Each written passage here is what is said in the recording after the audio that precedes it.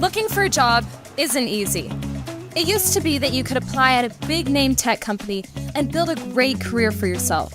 But times have changed. Many of these companies have gone full woke. And if you aren't the right gender, ethnicity, you don't use pronouns, or if you're not an activist for the preferred cause, then good luck. Why would you risk your career on that?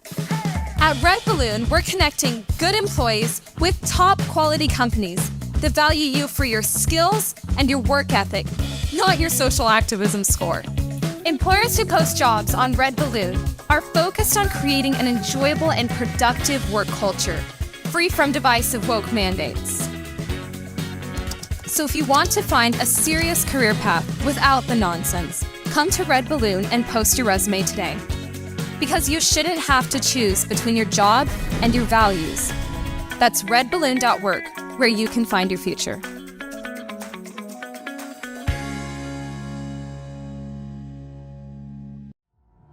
Free men need to be able to protect their families. It's really sad to see people hurt, livelihoods destroyed, even homes destroyed, just to make a political point. Free men take action when churches face heartbreaking attacks. And while cowards stand idle, free men run towards the sound of gunshots when children are in danger. I'm so thankful for free men who stand ready with the tools of liberty.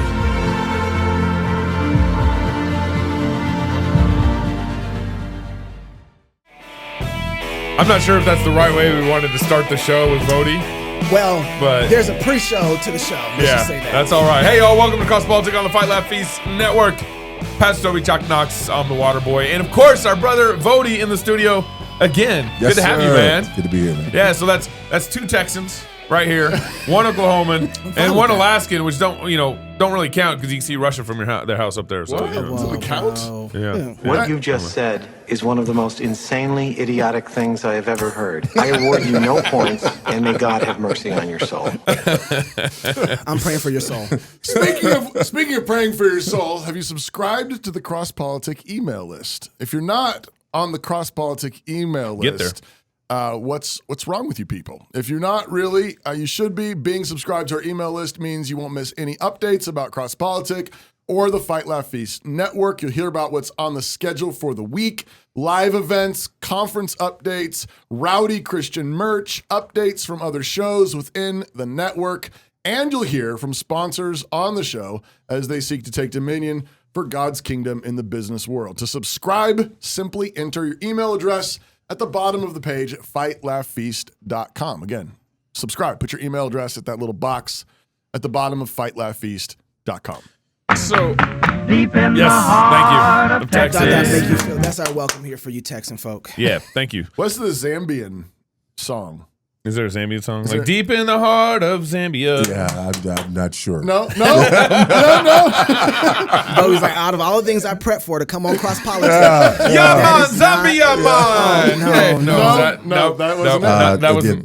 That's a hard pass. Was that cultural appropriation or something? No, that was.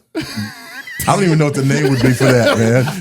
That was his nice way of saying, please stop, Gabe. Yeah. Please stop. If cultural appropriation existed, that would be it. I think I officially embarrassed Voddie on CrossPolitic. Yes, that's about it. Is that the first time you embarrassed Voddie? No. It's one of your spiritual gifts. Too. It is true. It is true. Yeah. God made me for that. It's true. So is there's you have a new show brand new. It's not a show. It's a series. A new series. So we wanted to start off talking about your new series. It's after the book Fault Line. So you created a video series about it. We're going to play the trailer. Knox filmed it, didn't you? Yeah. So we want to play the trailer, and then I want you to talk about why the series. Cool. He didn't film the trailer, but The religion of anti-racism and the religion of social justice has no redemption. Christianity is a religion that's all about redemption. It's all about the person and work of Jesus Christ. It is not about you doing the work of anything. The gospel will always be the gospel. However, we are not always faithful in the way that we communicate the gospel. We're doing this project because of love for the church. I honestly believe that the critical social justice movement represents a threat. We have to be right about what the word justice means and about what God requires of his people in this critical moment. What God are you trying to appease?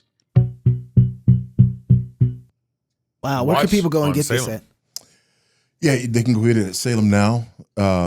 It's available there. They can look in VoddieBaucham.org to find like hard copies. You can get the digital download at Salem Now. You'll get a PDF.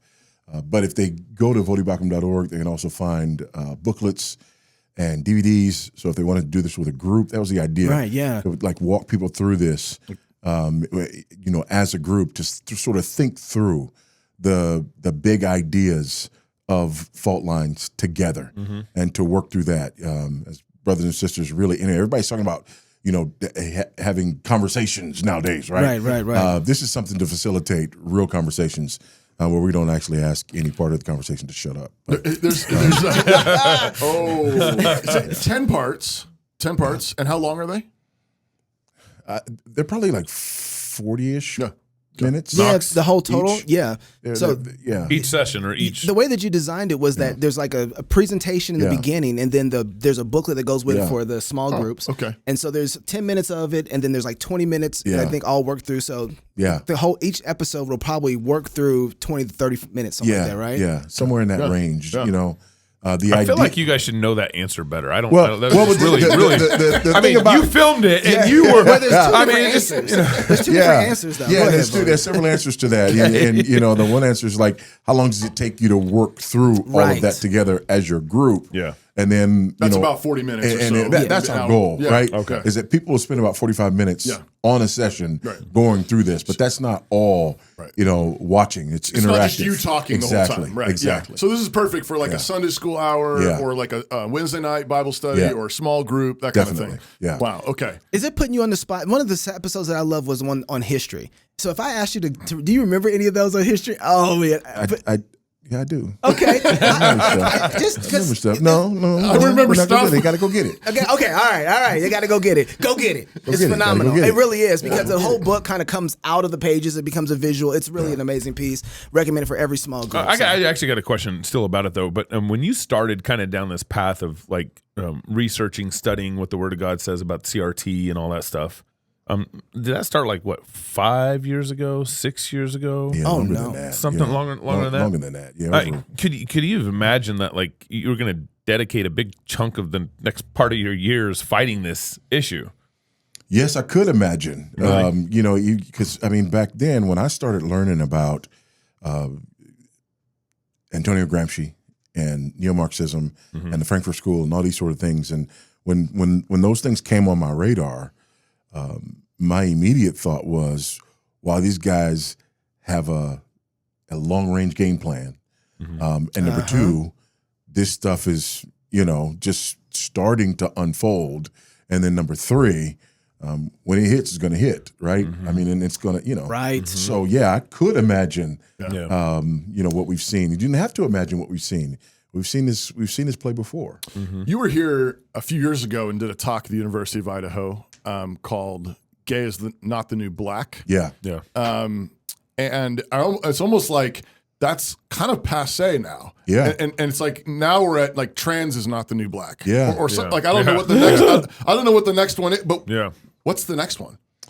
Bro, who knows? Because it's coming so quick now. Right. Well, actually, we do know that it's the minor attracted person, which used to be pedophilia. Yeah, right. Silent P. We know that. The plus sign. We know that. The plus to an unknown God, right? Right. Right. Yeah. So that's the next play. Yeah. You said when it hits, it hits. And when it hit, everybody's, it was funny. You've been on this track for 25 years? Is that fair to say? Probably not that long. 20 years? But somewhere 15. Probably like 40 or 50 years. 15, 20 years. Okay, But so you've been here for a long time, and when it hit, everybody started paying attention to this. And the reason I'm bringing this up is because for you had a subversive move, which was Christian education. Yeah. Right. And so everybody's like, oh no, CRTs, critical theory, critical everything. Right. And you're like, Christian education would have already prepared you. Well, see, in 2004, I released The Ever Loving Truth, right? But then in 2007, I released Family Driven Faith. Yeah. And Family Driven Faith made me a pariah because I'm basically saying, get your kids out of the government education system, right? And so it's like now, people are, Ever Loving Truth, yes. That was right. And then they're going, yes, Family Driven Faith. Yeah. That was like, maybe where were y'all when I was writing this stuff? Did they read the book? Yeah. All right. So it would have been a whole lot easier. Yeah. But now people are considering. Now people are making the fights at the schools. They're realizing that there's a problem there. Churches are starting schools like never before. Right. Mm-hmm. People are, moving into home education. Yep. People are moving into co-ops. Right. Those things are really encouraging to see. When you started thinking about Christian education and the necessity of, one of the great lines that goes around that you said, and we quote you, is, if you send your kids to Caesar, don't be surprised they come back as Romans, or something like this. Yes. We've been pointing out that it is one of the tenets of Marx. It's the 10th plank in the Communist Manifesto. The Communist Manifesto is state-run schools, yes, government-run schools, and so I've been pointing out to people, like, look, it's great that you're showing up to your board meetings, and school boards, and you're saying, we want boys' restrooms and girls' restrooms. Yes, please, let's do that. But isn't the problem fundamentally the whole structure is a Marxist structure? Like you have critical theory bled through the whole system. We need to actually free education, give it back to its the rightful authorities, which are families working in community. Isn't that really fundamental? Is that was that our first step down critical race theory? Was that our first step down Was public education. Marxism was public education? That wasn't. Wait a minute. Ask the question again.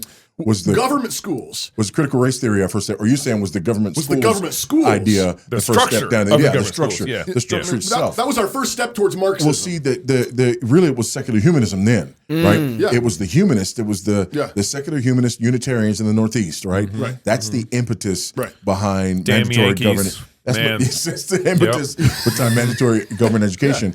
And they were very clear about the fact that they wanted to eradicate religious superstition, as they called it, right? So the advocates back in the 1860s, 1870s, when we got mandatory government education, that was their play, right? It wasn't the Marxist play; it was the secular humanist play.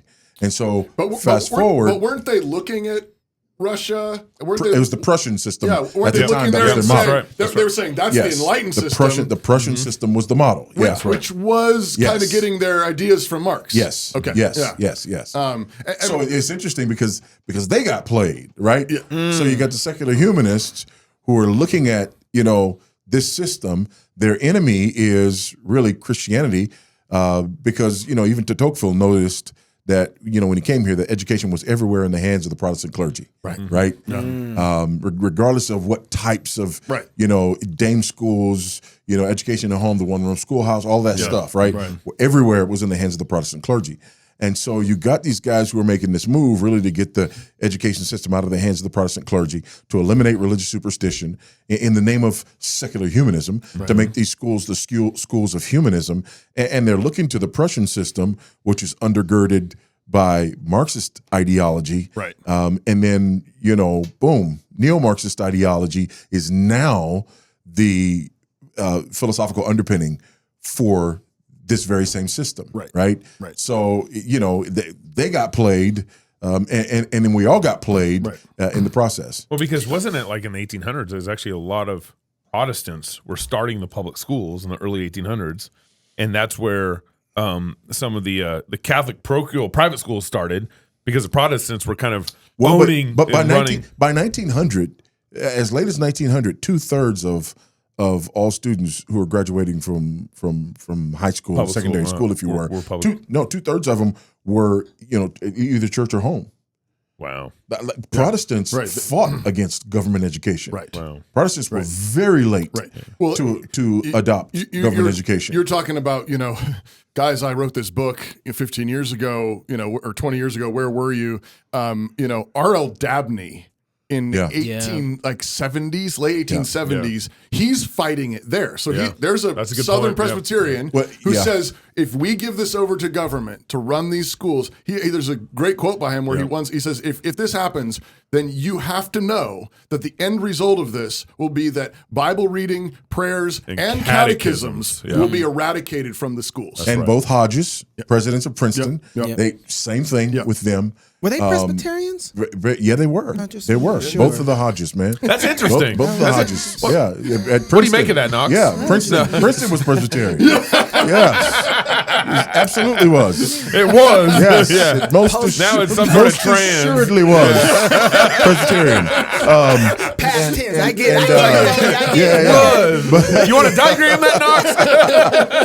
but and then you got again everybody who was anybody from a conservative theological perspective was railing against this from the late 1800s on into the early 1900s. Right.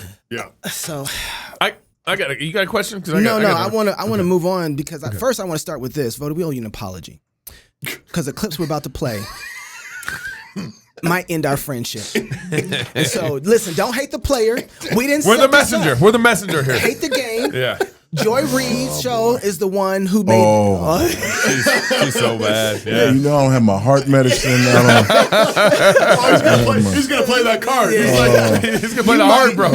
Anybody in the studio know how to resuscitate? Okay, so last night, Joy Reid, because of what happened on Tucker Carlson's show, Tucker basically called out that the trans movement they're going to be violent, and Joy Reid is trying to fight against that kind of push that Tucker brought on, and then so she invited Jim Wallace. Trans Day of Vengeance is in a couple of days, right? April 1st. Yeah. Which really in reality, like every day is April Fool's for transgender people, but so different topic. Leave it to Gabe. It's like still a man. April Fool's. If you don't have body armor, Armor Republic, go get you some. Put that in there. So last night she had Jim Wallace on. Now I haven't seen Jim Wallace out in a minute. He's been since Obama's time. I haven't seen Jim Wallace. He's working for Georgetown now. Actually, he's done a really good job of creating a very liberal conscience, a theological conscience in America since Obama. So she had Jim Wallace on and a transgender person, and. A man. I'm going to just play it. The whole. He's a man. It's a man. It's a man. Yeah. I want to just play. It's about 5 minutes. I'm just playing. And any time that you feel like you can't take enough or your heart might explode, we can stop this clip. But if we stop it, you must comment. Okay. And just so you know, I might stop it before you do. And make you comment. It's a win-win for us. Heads you win, lose. Tails you lose. So at any point you feel like you want to stop, can we get some more water for this man? All right, Neil, roll the clip. There are statistics. Stop.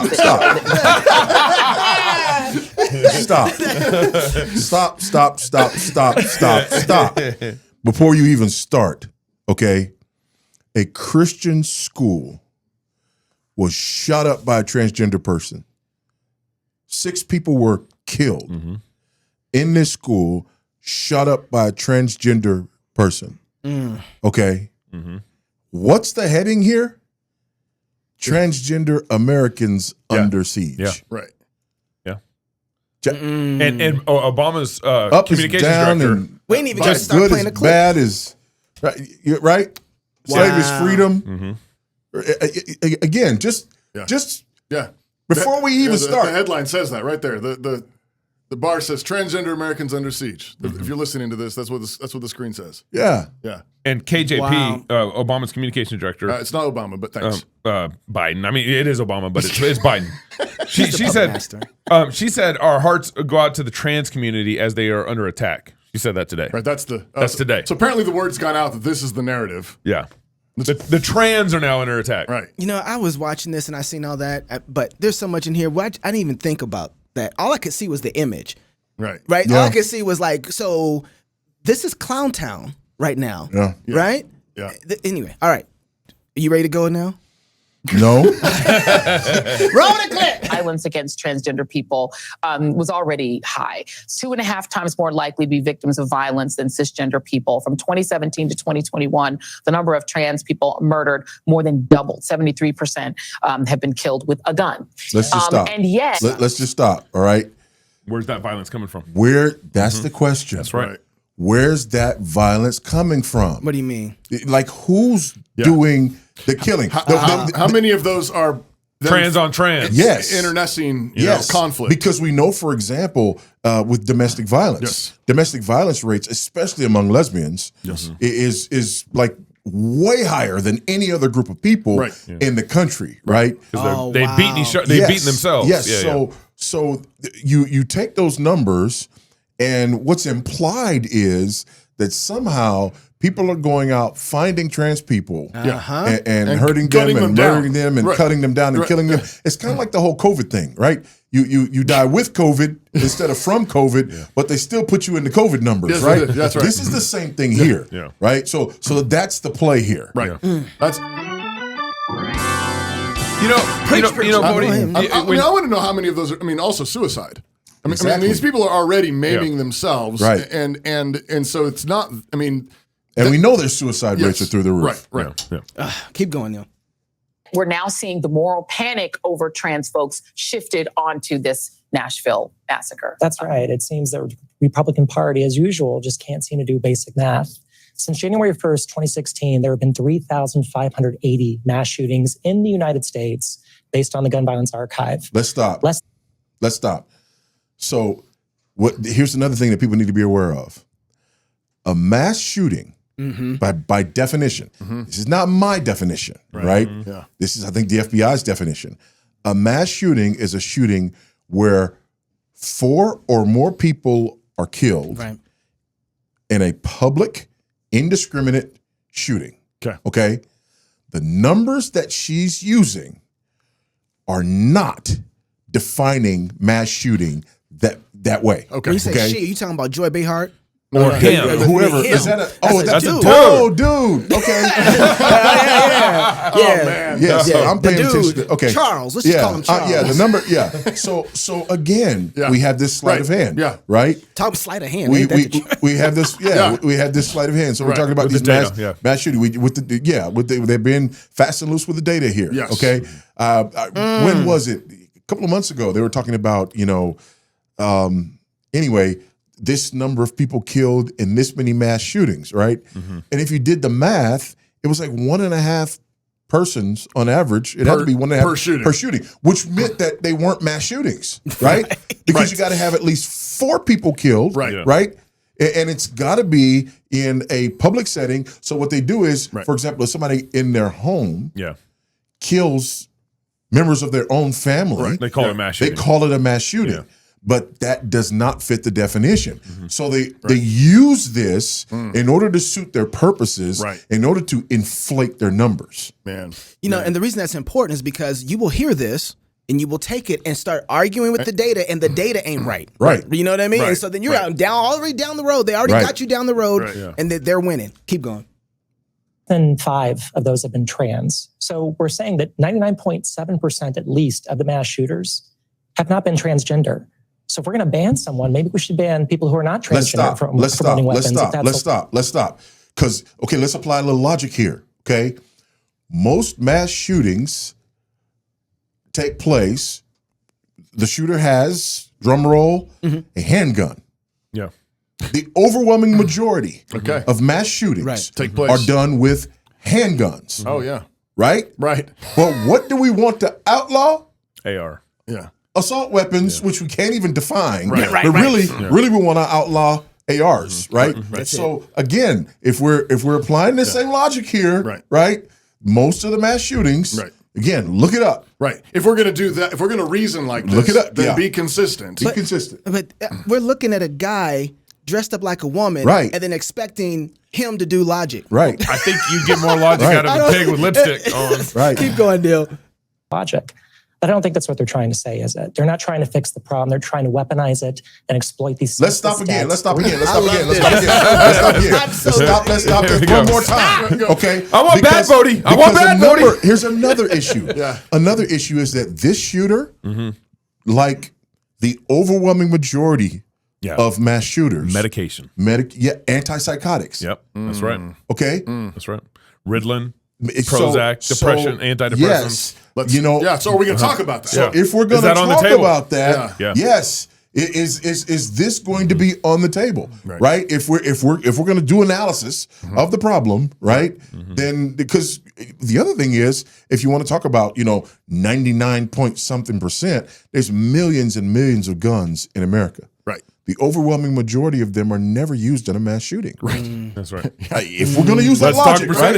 If we're going to talk percentages, the overwhelming majority of those guns are not used in mass shootings. Well, and exactly what oh man, I almost said he. Yeah. There we go. Charles. Lipstick Man. Lipstick Man just said, he says that Republicans are just weaponizing this for their purposes. Right. Yeah. No, that's as he weaponizes it for his purpose. Exactly. Yes. No, like that's you're doing that. That's right, Toby. All right. 9-year-olds who were brutally murdered just for their own bottom line in the ballot box. It's disgusting. It's hypocritical. And by the way, as a Christian, I find it offensive. They would leverage Christ's teachings. Stop! Stop! You're gonna break the table. My bad. It's metal too. It's hard to break. I told you not to do this. I told you not to do this. You did. You did. Hey man, don't be against Jesus. Don't be against Jesus, Voddie. You gonna get punched, Gabe. And but here's the thing. Who else gets to go on mainstream television and argue from the standpoint of I'm saying this as a Christian, right, and have people go, you preach it. Yeah, that's right. Oh, you better preach. Who gets to do that? Yeah. Right? Not conservative Christians. Who gets to Yeah. Come on now. Yeah. Because Christianity is the enemy. So here's what things. One of the things that you need to understand, right? Neutrality is not an option. What they must do is marginalize us. Okay, they have to marginalize us. So think about it in terms of for example, in Acts chapter 4. In Acts chapter 4, right? These guys are preaching, and they heal this lame man, and Sanhedrin's like, what are we going to do? Right? What are we going to do? The fact that this noteworthy miracle has happened, that what are we going to do? Right. So it's like, but what do they first call them? Right? Untrained, unschooled, Right. men, That's right. Right. Yeah. uneducated men. That's They right. marginalize them. They start first by marginalizing them.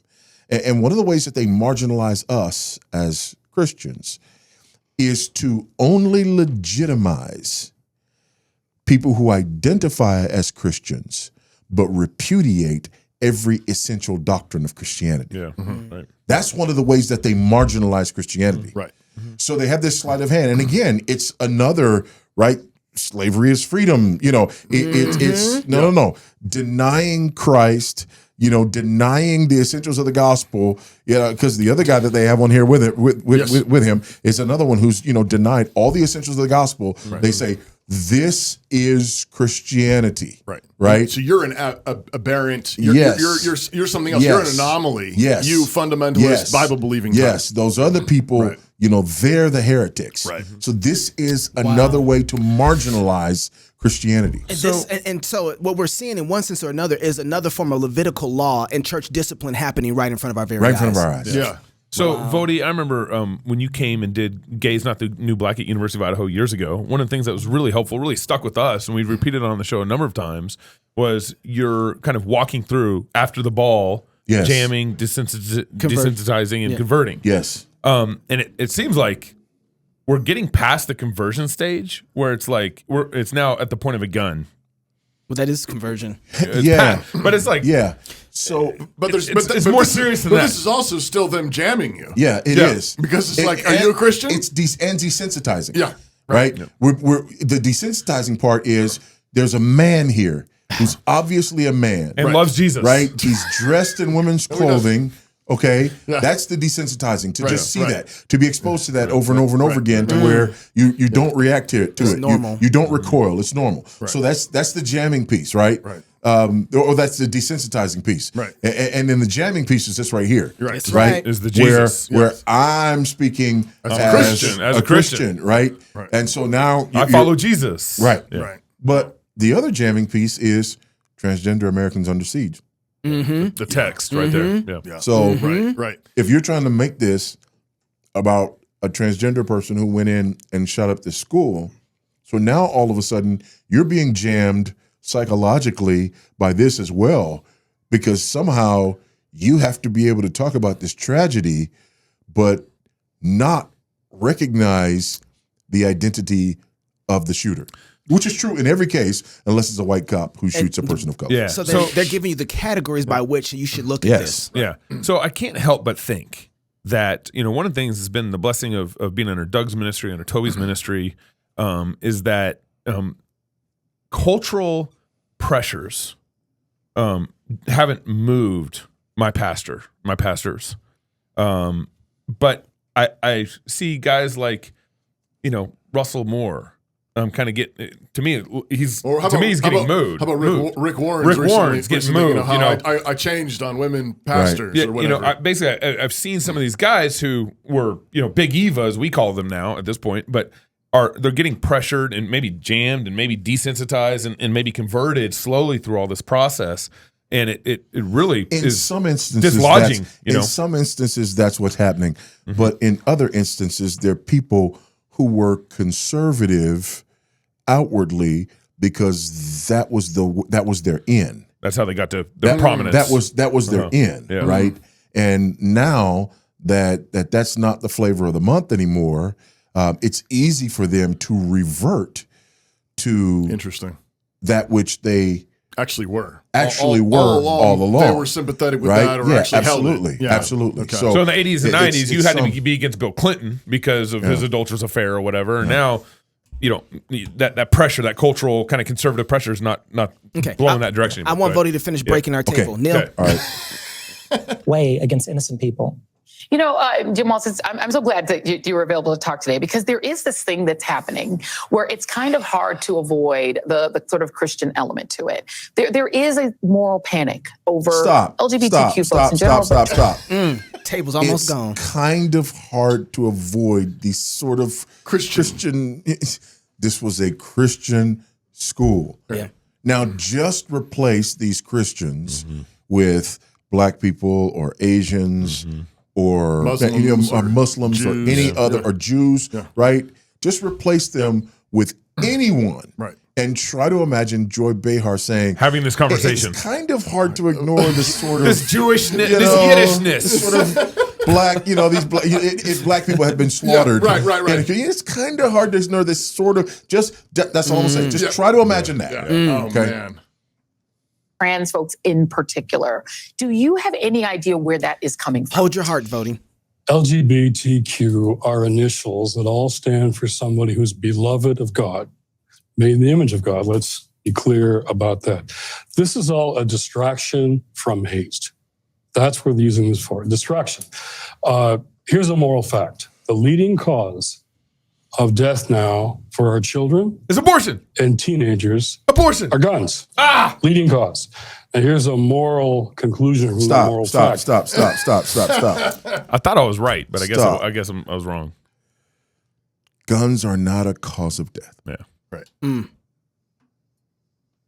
Guns are not a cause of death. Guns don't cause death. They don't. I've got lots of guns. There are people at this table with guns right now. I'm not pointing anybody out, and I'm not excluding myself per se. Because you're in Idaho and you have constitutional carry. But here's the thing: those guns, loaded guns, are not killing anybody. They're not killing anybody. No, they're not. They're not going to kill anybody. Right.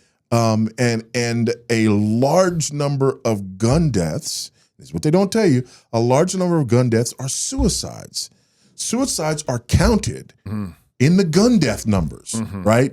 But the way that this is, presented, Right. again, you got to recognize the game that's being played. Yeah. And this is a game that's being played. That's right. We're not protecting our children. That's right. If it were websites or poison food or some website, we would take care of it. Stop. But a Republican said- Unless it was doctors who wanted to mutilate our children. Yeah, that's right. Right? Yeah. See. Yeah. Now, if I'm trying to stop that, just think about what he just said. Yeah. We got to protect our children, right? Right. We got to. If there's a website, or if there's a social contagion, Right. that has them identifying as trans, and what if there were, medical professionals who were making boatloads of money, Right. mutilating these children, right? He seems to be saying, Would he stop them? that the idea of protecting our children would be acceptable. But we all know that what Wallace would say is that would not be protecting our children. Right. Yeah. Right. Oh my goodness. Yeah. Be a Okay, choice. keep going, Neil. I want to get to the end of this. This is so good. Keep going. There's nothing we can do. This is needed for our freedom. So what he's saying there is we will sacrifice our children for the sake of what he calls freedom. Stop. We will sacrifice our children for the sake of freedom. Who shot who? Hold on. No. I don't want to have a baby right now because I want to live my life. You better shut up. I don't want to have a baby right now because I want to finish school. Right. I don't want to have a baby right now because fill in the blank. So I will sacrifice this baby For free. in the name of my freedom. Right. Jim Wallace ain't going to make that argument though, is he? No. He's not going to make that argument. He'll defend that. So it's amazing that You done broke the mic. I done broke the mic. I done broke the mic. Hell Fix of the a mic. game. Fix the mic. I don't care if you got to hold it for him, Gabe. But it's amazing that these people are making some of the exact same arguments, right, that we're making, but they're making them on the exact opposite side of the equation. Right. Yeah. Right. So they're recognizing the appropriateness of the positions that we're taking and the things that we're arguing for. But when we argue them for the wrong topics, then they say somehow we're evil, we're wicked, we're unhinged, yada yada yada. This We're and that. fascist. We're fascist. Yeah. We talk about maybe like parental rights. Yes. Isn't don't parents, aren't they the primary ones who should care for their and if it's transgender care and they say how could you take that right away from parents who want to give their kids but if we say we don't trust public schools, they say, well, you're a parent. You don't really understand. You're not qualified to make. You don't have a master's degree. But they do this all over the place. Right. They do this all over the place. Let's ask, what kind of freedom is this? Yeah. For whom? From whom? This is a question he has to ask. You said worship in your opening segment there. Hold on. There was an ancient god called Moloch. Leviticus talks about Moloch, who was a god that children were sacrificed to in flames. And the Bible is very tough on Moloch. Let him finish. Guns are our new Moloch. Yes. Yeah. Guns are the Moloch. We're sacrificing our children to Moloch. Stop! Voddie's in such shock right now. If you're listening to this, That was amazing, wasn't it? If you can't see it, Voddie is so stunned right now, he can't even talk to yell That stop. was incredible. That was some jujitsu. Bro, That's wicked. Yeah, it is. that is. Yeah. See what they just did? Wicked, man. Go ahead. Oh my goodness. That's wicked. Yeah. Like this guy's pro-abortion, and he just made that argument about guns. Right. Not Planned Parenthoods. Not Planned Parenthood, Right. but who exists for the express purpose Yeah. Of chopping up little babies. of chopping up little bit. They are Moloch, right? Right. And he's actually going to make this argument. Right. For, Do you think that's he's wicked. trolling conservatives? That's wicked. No. I mean, I feel like That's wicked. But I feel like he's trolling. He's using all our arguments, what we would use, and then he's turning it around and like trolling us. I mean, he does. I mean, he hasn't done this for years, but I mean, he used to actually interact with a lot of conservatives back in the day. Used to. And I'm sure he knows our arguments. But So, Doc, I have to ask you, because you said this, they're taking all of our arguments, they're flipping it. when I hear this, there's so much more to this. I don't even know if your heart can handle any more of this. That's just such a. My heart is fixed, man. My heart is fixed. Heart is good, man. They fixed my heart. They fixed my heart. All right, man. good. So we're gonna be all right. All right, but so we'll my keep blood pressure now. It's creeping up. When we have this type of conversation, and when we see the type of demonic possession in our culture that is represented right next to Jim Wallace, I think Jim Wallace is part of that too. We were talking about this. Next to him. He's inside it. Yeah, right. Right, absolutely. But then when we go and we make the logical arguments that you just made here at the table, we don't get a platform for that in the same way that they do. You don't think Voddie's going to get invited to Joy Reid's show? No, because she's not serious. I know. If she's serious. No, I know. Joy has filled his heart once again. Just the thought. I know. Hey, Joy, Just why the don't you thought. call Voddie up and have him on? He'd love to be on your show. Somebody tag her in this clip. Just the thought. What is our response to this as we engage? Because you're right. I feel like that I've watched a lot of conservatives trying to argue the facts and argue the stats, and this stuff is not having the same impact. And I'm like, well, when you have a demon-possessed culture, you can't logic with these folks. Listen, if you or I, and especially if these guys went on the show and argued the fact, then you make the neo-Marxist move where you basically say that kind of argumentation is white supremacy. Well, that's what's coming up.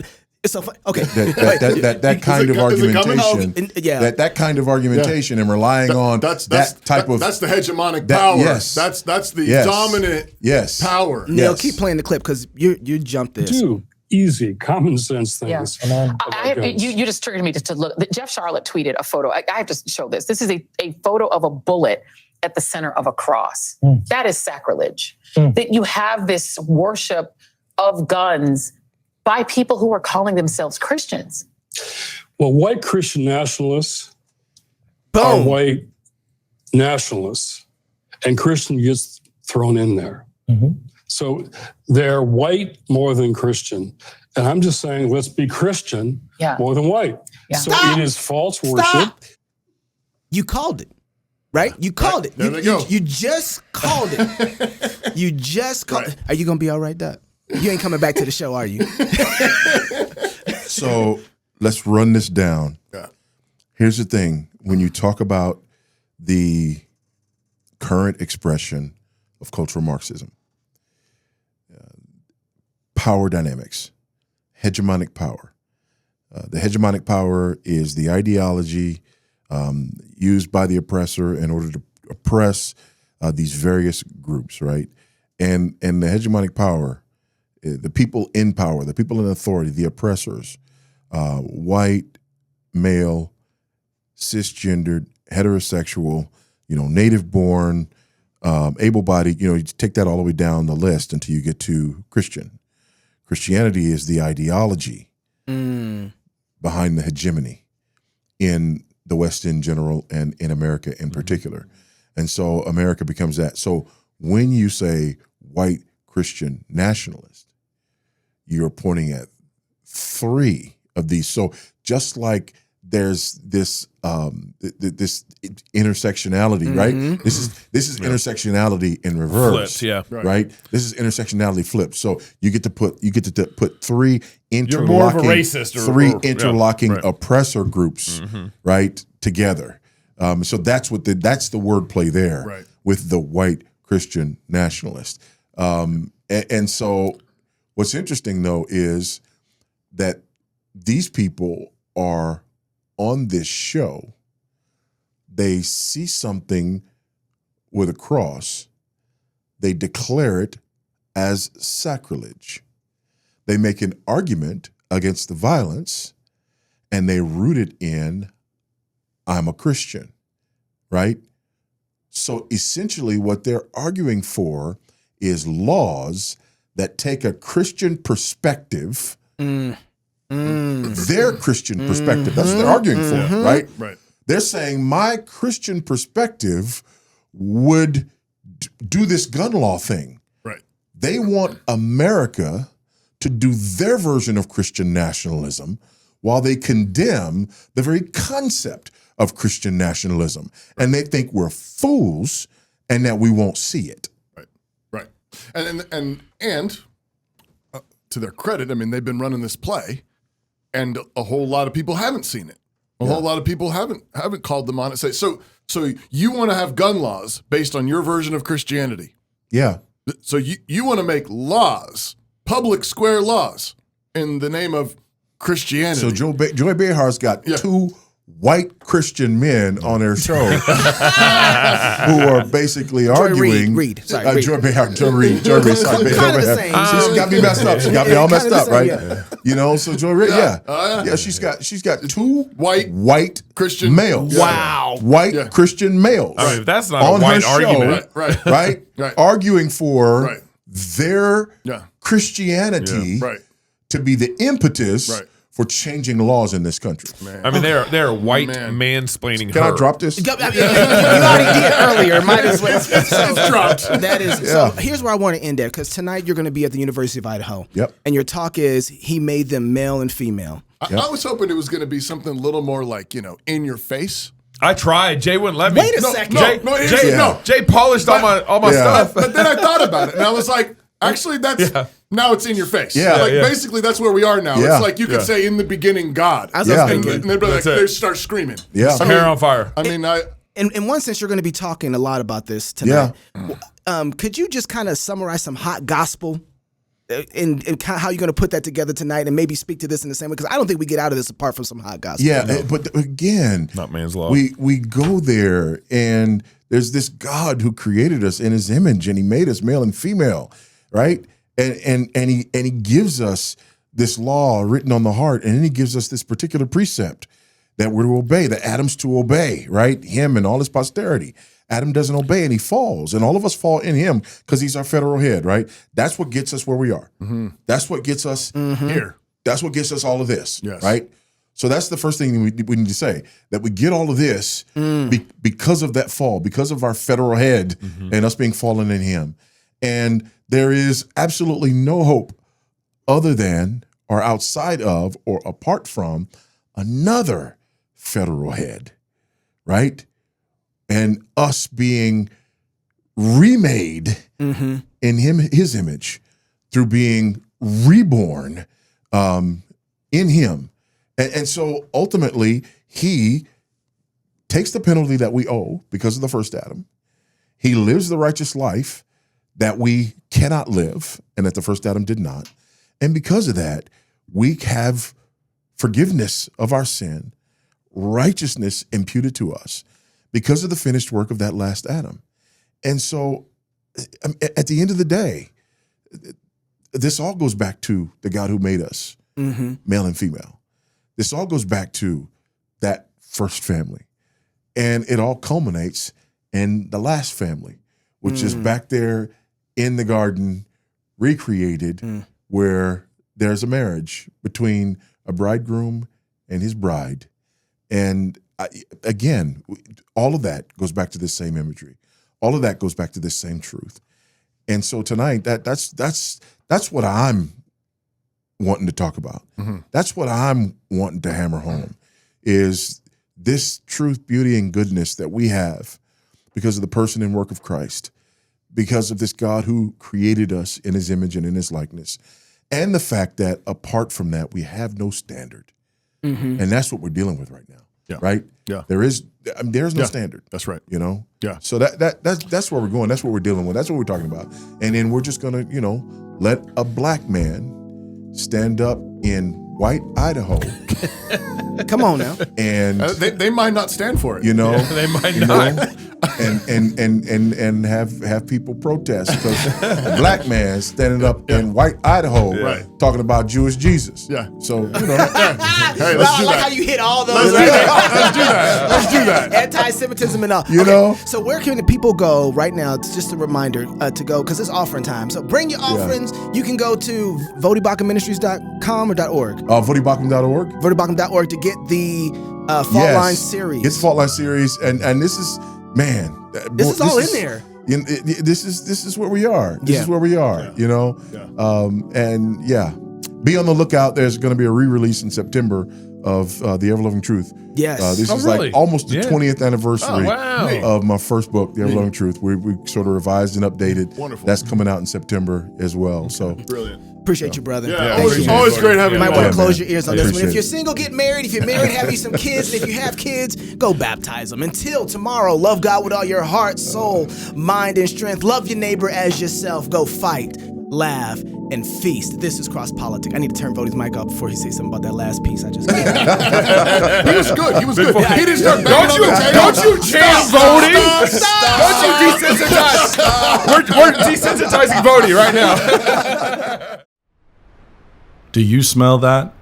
I hope you're not used to it. I'm talking about that vicious, eye-burning, skin-peeling smell that surrounds all of us. The smell of proxy wars with overtones of the parties in Hunter Biden's photos, feminism, trans madness, faux pandemic, real panic, climate tyranny, social media slavery, Epstein's suicide, fair elections with hints of brimstone charred oak, and the Pelosi's stock profits, all stewing in a Houston Planned Parenthood's dumpster in August. That is the smell of the thing we once called America, dead and composting. The post-mortem on America isn't complicated. First founded by starving pilgrims and slaves, refugees and immigrants crying out to God for deliverance, this nation was pitched like a tent by men and women struggling in the mud and the dust, who survived drought and depression, and twice left home to bleed and die and save the world. Yes, there was hypocrisy, pietism, self-righteousness, injustice. But this land became strong despite it all by God's grace and by the sacrifice of farm boys crawling up foreign beaches in the sweat of their fathers, tilling soil and feeding beef. American boys tamed the sky and walked in space. We touched the world with our Navy, our love of sports and stories, underdogs, and barbecue. And now, we touch it all with our rot. The greatest nation in history has been laid low by one simple evil: lies. The deadliest was the first, the lie that our greatness was our own doing, and so many more came after. The lies of secularism, moral neutrality, and self-fulfillment, of feminism and Marxism, the lies of the sexual revolution and evolution, pointless wars and taxation, inflation and a manipulated currency, the lies that lashed out at God, tearing away at our belief in beauty, goodness, and truth, the lies that sought to place our own lusts and the lusts of our masters on God's throne, lies to control, to placate, and to destroy. The storm of lies has reached hurricane force now. Whole states are being evacuated. The deception swirls so fast and furious that the liars don't even bother to hide it. Question: where do lies get their power? Answer: from the idiocy of the deceived. How many lies can a people believe before it's their own fault? 1, 2, 44,000? Lies lose all their power when the deceived become wise, when their minds are no longer easy to bridle and control, when they learn to think and can seek the truth through any fog, and when they learn to laugh at those lies. The winds will reverse, the fog will clear. Do not despair. These are the times we were given. We are the people God made for this moment. The faithful and the undeceived will rebuild in the ruins, and we will do it singing, feasting, loving, and laughing. We will plant again, and we will harvest 30, 60, and 100-fold. After all, composting empires make the richest soil. New St. Andrews College. Liberal arts for lovers of truth. Laughing at lies since 1994.